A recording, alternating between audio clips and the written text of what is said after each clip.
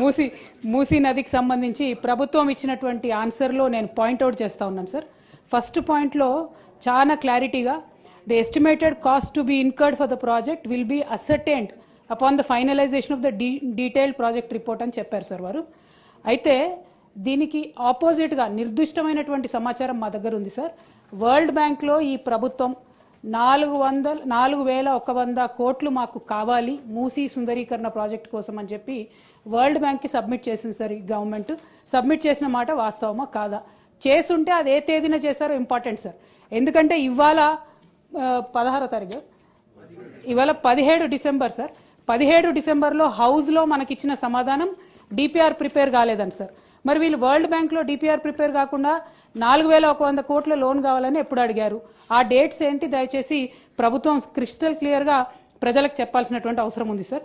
అట్లానే ఎంఆర్డిసిఎల్ అనేటటువంటి కన్సార్టియంని ఆన్బోర్డ్ చేసుకున్నాము, ఇంకా కూడా మేము డిపిఆర్ ప్రిపరేషన్ చేస్తూ ఉన్నామని చెప్తా ఉన్నారు సార్. నిన్నగాక మొన్న మనం గౌరవ ముఖ్యమంత్రి గారిని చూసినాం సార్. వారు ఢిల్లీకి వెళ్ళి అక్కడ కేంద్ర మంత్రి కిషన్ రెడ్డి గారిని కలిసి 14,000 కోట్ల రూపాయలు మాకు మూసీ అభివృద్ధికి కావాలని చెప్పి అడగడం జరిగింది సార్. మరి అది ఏ ప్రాతిపదికన అడిగినారు? మీకు డిపిఆర్ లేకపోతే మూసీ దగ్గర మీరు 14,000 కోట్లు ఏం ప్రాజెక్టుల కోసం అడిగినరు, ఎందుకోసం అడిగినరు? మరి ఒకవేళ అవి రెండు వాస్తవం అయితే సీఎం గారు 14,000 కోట్లు అడగడం, అట్లానే వరల్డ్ బ్యాంకుకి మీరు అడగడం వాస్తవం అయితే మరి ఇక్కడ మమ్మల్ని తప్పుదోవ పట్టిస్తున్నారా? సభ సాక్షిగా మీరు తప్పుడు సమాచారం ప్రజలకు సభ్యులకు ఇస్తున్నారా? ఇట్లా ఇచ్చినట్టయితే అధ్యక్ష మేము మా పార్టీలో కూడా డిస్కషన్ చేసుకుంటాం అధ్యక్ష. ప్రివిలేజ్ మోషన్ కూడా అవసరమైతే ఆలోచన చేసి మూవ్ చేస్తాం అధ్యక్ష. ఎందుకంటే సభను తప్పుదారి పట్టించడం నిజంగా దారుణం అధ్యక్ష. ఇంకా వీరు ఇచ్చినటువంటి ఆన్సర్స్లో మీరు చూస్తే గమనిస్తే అధ్యక్ష, ఓన్లీ 309 కుటుంబాలు వాళ్ళు రివర్ బెడ్ ఏరియాలో ఉన్నారు కాబట్టి వాళ్ళంతటా వాళ్ళు ఖాళీ చేసి వెళ్ళిపోయారని చెప్పారు అధ్యక్ష. అది డెఫినెట్గా వీడియోలు హృదయ విదారకమైనటువంటి వీడియోలు చూసిన వాళ్ళు అవాస్తవం అని అంటారు అధ్యక్ష. But because in the house you are committing sir that you have given for 309 families have given consent.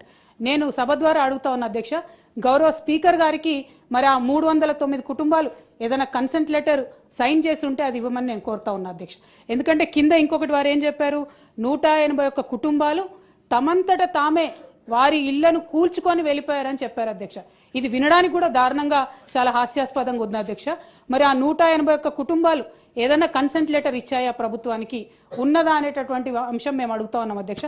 ఎందుకంటే ప్రజల్లోకి వెళ్ళినప్పుడు మూసీ పరివాహక ప్రాంతంలో పర్యటన చేసినప్పుడు మరి అక్కడ బుల్డోజర్లు రావడం, కూల్చడం, హృదయ విదారకమైనటువంటి సన్నివేశాలు అందరం కూడా గమనించినాం అధ్యక్ష. మరి అవేమీ మెన్షన్ చేయకుండా ఈ 300 కుటుంబాల గురించే ప్రభుత్వం చెప్తా ఉంది కాబట్టి వారేమన్నా కన్సెంట్ ఫామ్ ఇస్తే మీ ద్వారా ఇవ్వవలసిందిగా నేను కోరుతా ఉన్నాను అధ్యక్ష. అల్టిమేట్గా మానవీయ కోణంలో ఆలోచించాలి అధ్యక్ష. ఏ పేదవాడైనా గొప్పవాడైనా ఎవరికైనా ఒక సొంత ఇల్లు ఉండాలని ఉంటుంది అధ్యక్ష. ఇవాళ వీళ్ళు కూలగొట్టినటువంటి ఇల్లు అధ్యక్ష, మరి ఈఎంఐలు ఎవరు కడతారని ఏడుస్తున్నటువంటి పరిస్థితి ఉంది అధ్యక్ష. ఆ విషయంలో ఏమైనా ప్రభుత్వం ఆలోచన చేసిందా? మరి కూలగొట్టిన ఇళ్లకు ఈఎంఐ ప్రభుత్వం కడుతుందా?